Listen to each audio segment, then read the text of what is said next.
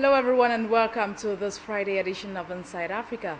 The United Nations Security Council has unanimously approved a 12,640 strong peacekeeping force to deploy in July in Mali, where French and African troops have been battling Islamist insurgents. The new MINUSMA force will be tasked with helping restore democracy to the West African nation and stabilizing its northern region, which was overrun by Al-Qaeda-linked militants in 2012.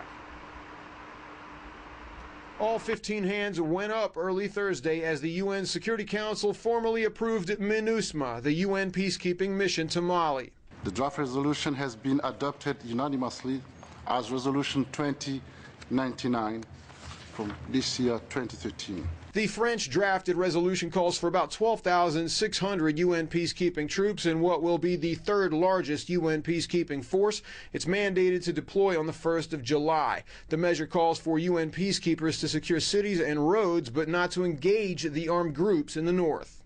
If there is an attack by the armed groups, the mission has a robust mandate and will defend itself. But we are typically in the normal peacekeeping operations doctrine, which means the use of force in a defensive as for self-defense. The new UN force will also incorporate 6,000 African Union troops already deployed in Mali, a force recently called completely incapable by a U.S. Defense Department official. The UN's peacekeeping boss, Hervé Ladsou, said that overall standards, including equipment, would be improved, but that humanitarian training would be a priority. There's also something very important, because human rights is one of the core elements of the mandate, and definitely we will do two things.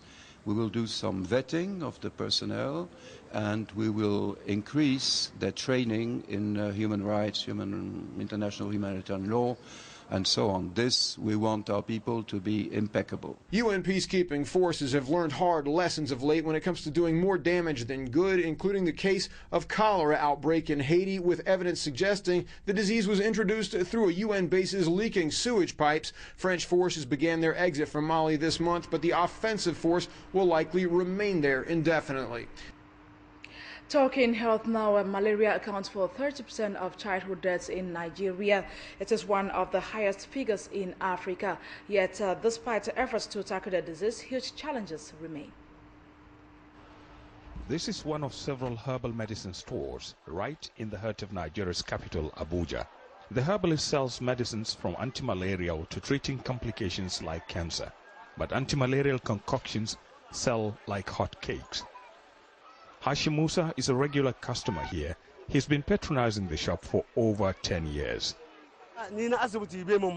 Orthodox medicines don't work for me. For example, if I use malaria drugs, after 2 days, I have to look for alternatives. I prefer something I'm comfortable with. But doctors say complications from the use of herbal medicines is one of the main obstacles to malaria control in Nigeria. That's what makes simple malaria to become complicated malaria, severe malaria. And that actually might be the reason why we're having a lot of severe cases of malaria, especially among children, because their parents might have used this alternative means of treating malaria. Children are the most vulnerable. Hundreds of thousands die each year from malaria, resulting from poor environmental hygiene or access to health facilities and quality drugs. Where such drugs are available, some are counterfeit or fake. Nigeria's National Malaria Control Program has stepped in with free distribution of insecticide-treated mosquito nets. But then there are huge gaps in its operations. We have a very huge gap in terms of most of the commodities we need for malaria control. In the nets, we have a huge gap. In the ACTs, there are huge gaps. And RDT, which we need to test to be able to treat. We have gaps in all these areas.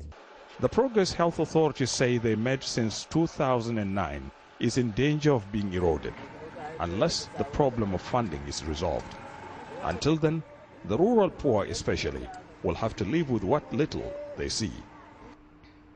Between 2010 and 2012, a total of 12.4 million treated mosquito nets were distributed across Ghana, resulting in a decrease in malaria cases at health facilities in the country. According to the World Health Organization, WHO, 28 countries in Africa, including Ghana, have been identified to have made strides in eliminating the disease. As Ghana joined the world to mark World Malaria Day on Thursday, April 25, the prime call was for all to help to bring an end to this disease. Though Ghana is among the countries on track in combating malaria, there is still more work to be done, since it continues to be the #1 cause of mortality in children under 5 years. The theme chosen for this year's World Malaria Day, Invest in the Future, Defeat Malaria, will be maintained till 2015. This is expected to guide malaria-endemic countries to do more to defeat the condition by 2015. Ghana has committed herself to doing that. Apart from enforcing other malaria control programs, she has intensified the distribution of treated mosquito bed nets, which, according to the National Malaria Control Program, is yielding positive results. The United States, through President Obama's malaria initiative, has invested over $136 million to combat malaria in Ghana. The U.S. ambassador in Ghana, Mr. Jean Krez, says his country will continue to partner Ghana in the distribution of treated bed nets in schools and disadvantaged communities. Malaria is getting harder to treat due to drug resistance, limited availability of medication, and the increased distribution of counterfeit or substandard anti-malarial drugs. To help Ghana detect counterfeit drugs, the United States is launching a public-private partnership to add another tool to Ghana's Food and Drug Administration's toolbox by delivering the counterfeit detection device called CD3. This new device allows inspectors to detect fake drugs. The Minister for Health, Mrs. Sherry Aite, commended key partners in the malaria control program for their support in combating malaria in Ghana. The head of the nationwide mosquito control program at Zoom Lion, Mr. Ebenezer Adai, touched on his outfit's larvicidin project, which is aimed at fighting malaria. When you allow the mosquito to grow, it is over there that they will be able to bite you. So in their infancy, we do larvicidin to control the larvae. And we believe that if that cycle is broken, there is no way the mosquitoes will grow, and then they will grow to become an adult to bite you. Delivering the keynote address to mark World Malaria Day, the First Lady, Mrs. Lordina Mahamat, said, in order to destroy the breeding places of mosquitoes, all should cultivate the habit of weeding and desilting gutters in their vicinities. I am happy to announce that Ghana will soon have a factory for the production of larvicide that can kill the mosquito larvae. You and I have a responsibility. Do not keep the mosquito nets you are given in your trunk. Spread them and ensure that your babies and children sleep under the net. Awards were presented to pupils who excelled in a malaria art competition. We continue to talk malaria. The use of interventions against the spread of malaria, like insecticide-treated mosquito nets, has doubled over the years, but the disease still kills about 100,000 people each year. Uganda joined on Thursday, April 25, joined the world over to commemorate this year's edition of World Malaria Day under the theme Invest in the Future, Fight Malaria. It is preventable and it is treatable, but malaria continues to kill about 660,000 people globally each year, with 9 out of every 10 deaths occurring in Africa. In Africa, Uganda ranks 3rd in the number of deaths attributable to malaria, with the highest malaria transmission rates. Now, simple measures like sleeping under a mosquito net, especially one that has been treated, are what can save most of our children. But Rahma here has spent almost a month without sleeping under one. She is susceptible to malaria.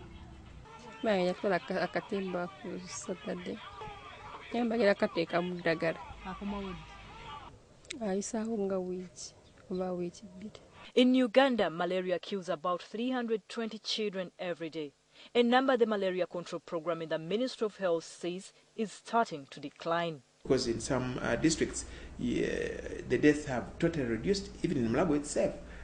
He says before, fever was diagnosed as malaria with just a touch. Now there is a rapid diagnostic test that can see the parasite that causes malaria. On the global rankings, Uganda is still doing badly. According to the World Health Organization, 219 million cases are estimated to occur around the world each year. Uganda and 5 other African countries, Nigeria, Democratic Republic of the Congo, United Republic of Tanzania, Mozambique and Cote d'Ivoire share 103 million cases annually of the 219 million cases. Uganda has tried to look at the preventive side and treatment side. Unfortunately, malaria continues to maintain its #1 position in killing Ugandans, especially children younger than 5 years. Dr. Lugemu asserts that the use of treated nets goes a long way in preventing malaria. In May, the president will launch a reception of 21 million nets from the Global Fund, Presidential Malaria Initiative, DFID, World Vision, amongst other development partners. And that will take us to about 1 net for every 2 people, meaning that in a household, if there are 6 people, they should be able to get 3 nets, thus giving greater protection for almost every person, unlike we've been doing in the past, where we are giving pregnant women and children under the age of 5. According to the World Health Organization 2012 World Malaria Report, the number of insecticide-treated nets bought in 2012, 66 million, is far lower than that of 2011 at 92 million and 2010 at 145 million. However, Uganda has not been buying mosquito nets. That's a question that should have gone to the Minister of Finance and members of Parliament. But as a country, constitutionally, we are supposed to do that. People are getting enlightened. But sometimes it saddens you when you go to a place and you find you've given somebody a net, he's using it for fishing. You're giving somebody a net, he's using it for catching ants, these blind ants, and swat. Ime Nansamba shares her untreated net with her husband and baby. Now those are 4 years with that one net. Don't you think it is odd? A net, according to WHO, must be used for not more than 3 years. Some people are unable to afford to replace the mosquito nets when the government-donated ones wear out. The pregnant women will continue getting these nets through their antenatal clinics, because malaria is one of the #1 cause of abortion, stillbirth, severe anemia, and death in pregnancy. We have also motivated a program where a child, when you take her for immunization, he may get a net. Apache district in northern Uganda has most of the world's infectious mosquitoes, where one person is bitten by 1,564 mosquitoes every year. On the average, a person is bitten by about 3 mosquitoes. 1 mosquito is enough to give you malaria, but a person in Kabale is bitten by less than even 3-4 mosquitoes a year, which are infected. That's why malaria in places like Kabale, Sebei on top of the mountain, are less. The Ministry of Health now wants the implementation of the law enacted in the year 2000. Chapter 268, I think Article 1 to 90, it alludes to malaria as a nuisance, and it's chargeable. So if they found you having, harboring mosquitoes in your house, or even creating an environment for mosquitoes to breed in, you should be liable to prosecution. The Ministry of Health is trying out vaccines against malaria in Iganga, eastern Uganda, as part of the strategy to control the spread of malaria in the country. For now, there is no vaccine against malaria. Florence Nalimba, and keeping aside health and talking something else now, Uganda's Makerere University has introduced a new soybean varieties as the institution of higher learning aspires to stay relevant to the needs of the market. The crop science innovation targeted at commercial farming is being touted as a solution to oilseed farmers' common problem of low yield due to poor quality seeds. These varieties are very important in a sense that they are resistant to a disease called soybean rust. This disease, if you grow a soybean variety that is not resistant, you will harvest very little, and you will not make income out of your crop. So these varieties have been bred specifically to be resistant to soybean rust disease. And also, they are high yielding and they have high protein and oil content. The new seed varieties, codenamed Maxoy N, come on the heels of other innovations at the university, including a bus, the Kayola bus, launched yesterday as the institution races to meet market demands. This is after much criticism about its focus on theoretical education. Out of these two varieties, one of them is the earliest variety you can ever see. We've got a variety called Maxoy 1N. It's just within 95 days, it is ready for harvesting. And you know that means a farmer saves time. Or if drought is to come, you'll find that it has escaped drought. On their part, farmers and oilseed dealers expressed concern over the limited government support extended to the subsector, especially in seed regeneration, despite its huge potential. Other problem which we are having is the breeder seed. You know, Naro is not being supported much, and there is only one breeder, that is Mr. Walter Anyang, who is almost becoming a doctor. The breeder seed has the parental line, which he had, was little in quantity. Then secondly, last season, it was not germinating very well. Away from Uganda, let's now talk education in Somalia. After more than 2 decades of civil war, that paralyzed the educational system in the Eastern African nation, the government is hoping to achieve its new educational plan with the support of donors. The plan is expected to target 1 million school children and adults throughout the country. The Somali government has launched a nationwide educational program for nearly 1 million school students. Making the announcement, the country's Development and Social Affairs Minister said that the Somali federal government has already put in place plans to realize free education program that will target both young children and adults across the strife-torn country. We have officially launched the education initiative for thousands of Somali children. We hope to achieve our target result of giving free education to 1 million Somali children with support from friends and donors. Experts say that deeply preoccupied by the war, the majority of the Somali children lost opportunities for their socio-economic development like education. The new government in Mogadishu, however, hopes to change all this in a short period of time. Our children have lacked proper education for the past 22 years now. In 3 years' time, we want to achieve our educational goal, which is free education for all Somali children. Education is the key to success, and we hope to improve the future of our children. The European Union, on its part, also launched a separate educational program for Somalia. The project, named El Midon, is a 3-year project which seeks to strengthen a cohesive education sector in the country. This is done by increasing access to relevant education as well as improving the quality of education. According to the EU, the project hopes to target 30 primary schools and 6 secondary schools and will in the future cover the whole of Somalia. The European Union says that it hopes to counter the educational challenges in the war-torn nation by rebuilding more schools, training of teachers, and by providing scholarship. In our all activities in Somalia, we target 100,000 children going to school. We intend to rebuild schools. We intend to support teachers' training. We intend to give scholarships. So all these are tangible results. The Somali government says that this education plan will ensure the inclusion of children from poor backgrounds, minorities, IDPs, and children with disabilities. In Ethiopia, the Ethiopian Railway Corporation says the Addis Ababa-Mesio-Dewele Railway project is progressing well. So far, the construction is 15% complete. The 650 kilometer long Addis Ababa-Mesio-Dewele railway project has so far been completed 15% since its construction began 1 year ago. Dr. Engineer Getachew Besru, Ethiopian Railway Corporation manager, said the over construction is underway in 5 phases. 3 of them are in Ethiopia and the rest 2 are in Djibouti.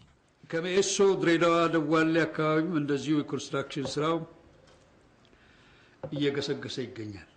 The project covering the area from Esud-Redwa and Daweli is going well, including the other two projects in Djibouti, while compensation matters are still hampering the project. The engineer said compensating those who are relocated due to the project is being completed for Esud-Daweli railway project, while in the remaining projects such activities are slowing down. The corporation also discussed compensation matters with stakeholders in the Redwa City. Corporation board member Driba Kuma on the occasion disclosed that public cooperation is essential to complete the work set out in the remaining 2.5 years of the GTP period. 54 kilometers as the work is completed for the project that stretches from Esod to Daweli. We make a final stop in Egypt, where the Egyptian parliament backed a new law prescribing changes to the judiciary in the country that has not gone down well with the legal fraternity. The country's judicial club held an emergency general assembly to discuss what it describes as an interference in the judicial authority. A new round of conflict among Egyptian authorities began this week. After organizing a protest for restructuring the judicial authority, the Muslim Brotherhood's Freedom and Justice Party announced that it will discuss a draft law to decrease judges' retirement age 10 years to become 60. Anger spread among the judicial authority rejecting this step. Egyptian Justice Minister and the President's legal advisor both resigned. They were considered to be Morsi's biggest allies. The Egyptian people revolted against the government led by Mubarak. Now the legislative body has been replaced, and the executive as well. All that's left to complete this dream is the judiciary. We are seeking that by creating a new law. For 30 years, some judges have been involved with Mubarak in forging elections. So now we must restructure the judicial authority. فالشعب أعلن أنه هو عنده رغبة وإرادة في تغيير.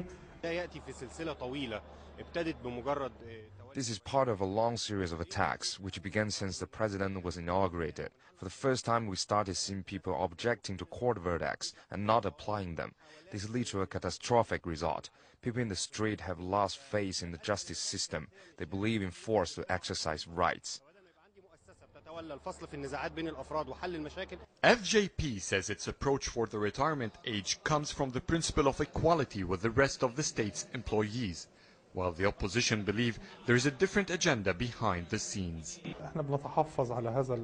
By cleansing the judicial authority, they mean to use a noble target to enable the youth, but to reach an unhidden goal. They want to turn the judicial authority in their favor by hiring 3,600 new judges that belong to them and release the most experienced. When they talk about cleansing, who said that is a matter of age? This presumes the elders are corrupt and the young are not. Scientifically, this is not correct classification. How can we appoint new judges based on what and who will choose them?